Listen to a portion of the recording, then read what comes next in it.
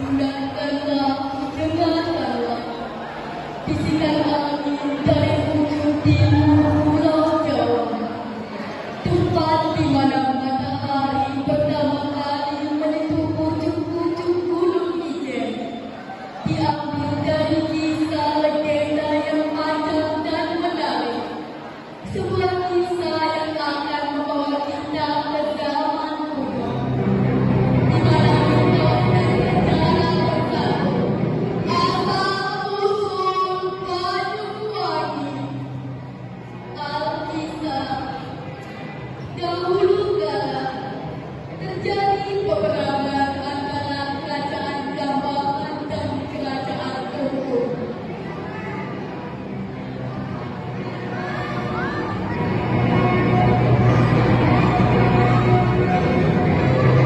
Setelah beberapa hari berperang, kerajaan Tungku mengalami kekalahan oleh kerajaan Jambangan yang dipimpin oleh Prabu Benang Prakoso. Putra dan putri kerajaan Tungku, yaitu Raden Purwaksa dan Putri Surati, berhasil selamat. Mereka melarikan diri ke dalam hutan sebelum perang berkecamuk. Di tengah pelariannya, sang kakak memilih berpisah. Sepertinya kita harus berpisah di sini, adikku. Jangan sampai musuh menyadari bahwa kita putra dan putri dari kerajaan Tungku. Berkas hari-hari, akhirnya bapak beradik itu berpisah.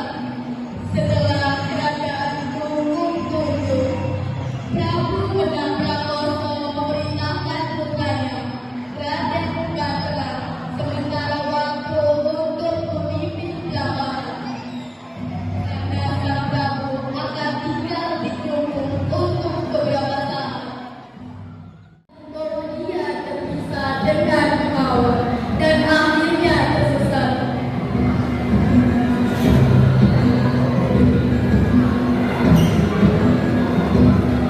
Dia pun berhenti sejenak dan memutuskan untuk beristirahat di tepi telaga.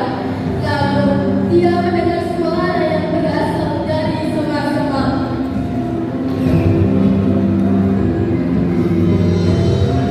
Siapa kau? Kenapa kau berada di tengah hutan seperti ini? Saya Surati. Saya siapa? Kami akan menginfak. Aku Raden Gantara dari kerajaan Mataram. Surati terkejut dengan identitas asli pria di hadapannya. Dia pun memilih untuk diam dan tidak terlalu memberitahu identitas aslinya.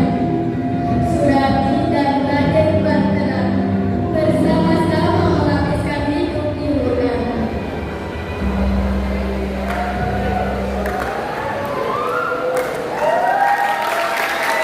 Lama-kelamaan tumbuh rasa cinta di antara mereka berdua.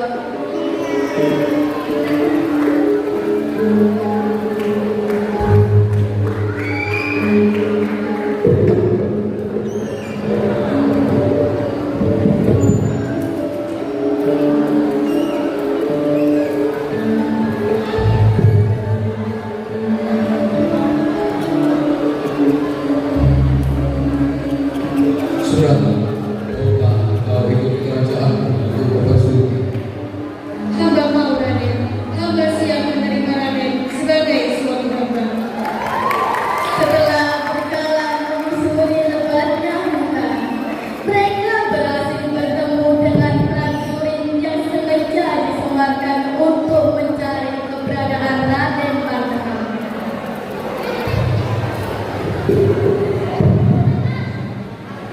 Syukurlah, Raden masih selamat. Kami sangat khawatir dengan keadaan Raden. Benar Raden, kemana saja Raden selama berhari ini? Apakah Raden baik-baik saja? Aku baik-baik saja. Cepat beritahu jalan pulang. Aku ingin bersyuting kita bisa bertemu. Beberapa hari setelah kepulangan Raden Gantara, kerajaan menggelar pernikahan untuk keduanya. Meskipun awalnya sang raja Blambangan, Prabu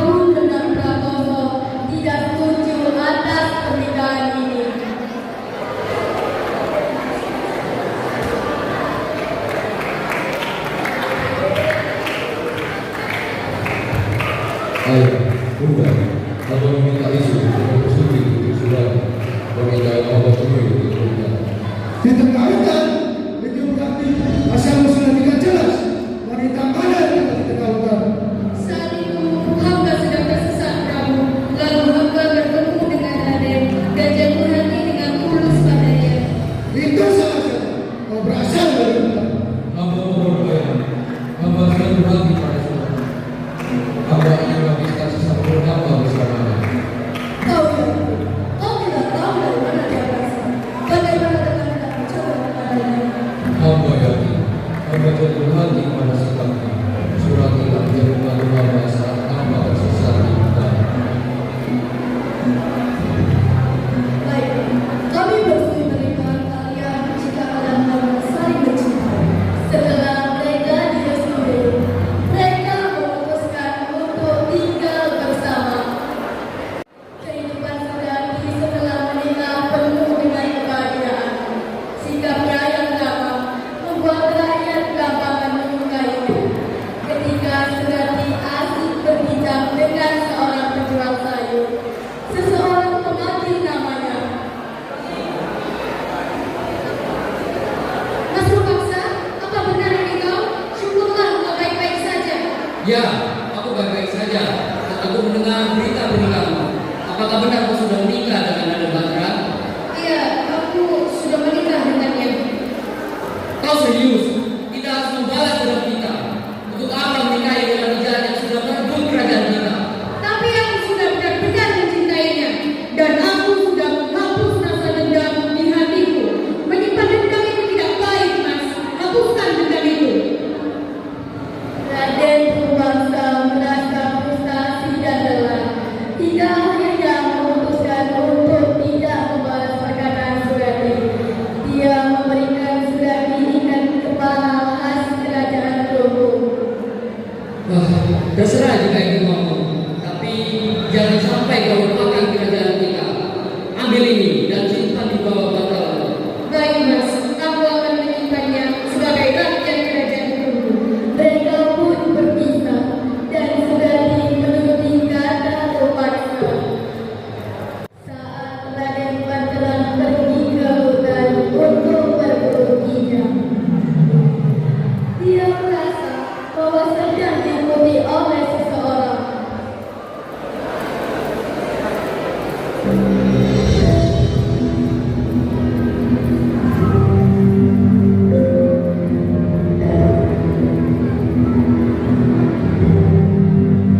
Siapa kau?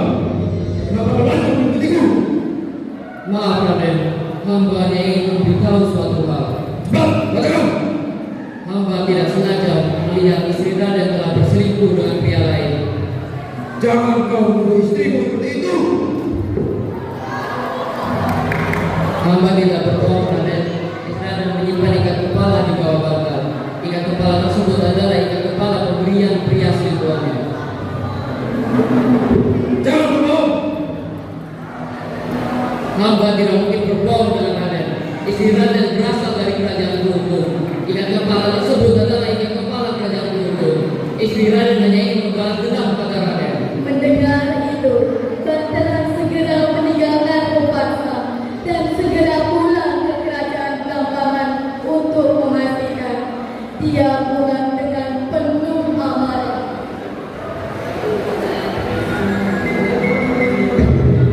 Sampai di kerajaan, Panteran langsung masuk hingga mengabaikan sambutan istrinya.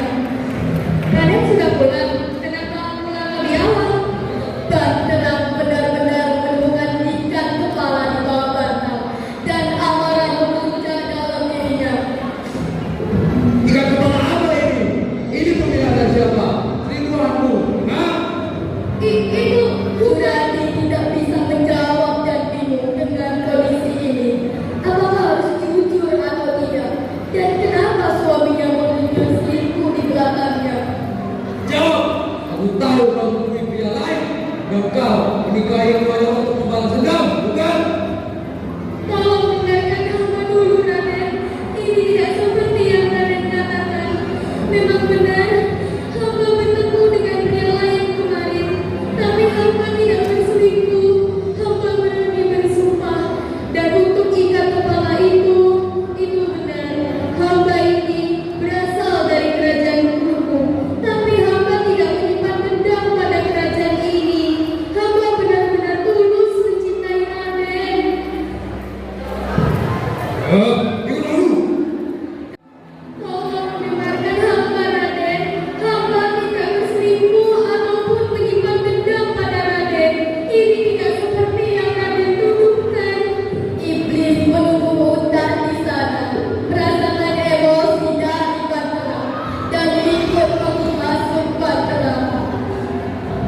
bodoh dirimu, Bantara. Kau telah menikahi musuh muslimin. Bunuh dia, tenggelamkan dia dalam telaga. Tunggu, biar hamba sendiri yang masuk ke telaga ini. Hamba rela menyerahkan diri hamba agar Raden tidak berdosa. Jika air telaga ini mengeluarkan bau busuk, itu berarti Raden benar. Tapi jika air telaga ini mengeluarkan bau harum, itu berarti hamba tidak berbohong. Surati berdiri mendekati telaga, sementara Bantara hanya bisa diam memperhatikan dengan tatapan dingin. Sudah terhasut oleh iblis. Istriku, Surati, berhenti! Bantara menangis, menyadari kesalahannya. Namun terlambat, Surati sudah tenggelam masuk ke dalam telaga. Seketika, air telaga mengeluarkan bau yang berbau dan Bantara seakan terhipnotis dan tutup membeku. Banyuwangi, Banyuwangi, Banyuwangi, Banyuwangi. Bantara terus mengucapkan seperti itu berhari-hari hingga para pengawal datang menemui dan dia tetap seperti itu. Banyuwangi, Banyuwangi, Banyuwangi, Banyuwangi. Begitulah asal usul terbentuknya nama kota Banyuwangi, kabupaten yang terletak di timur Pulau Jawa.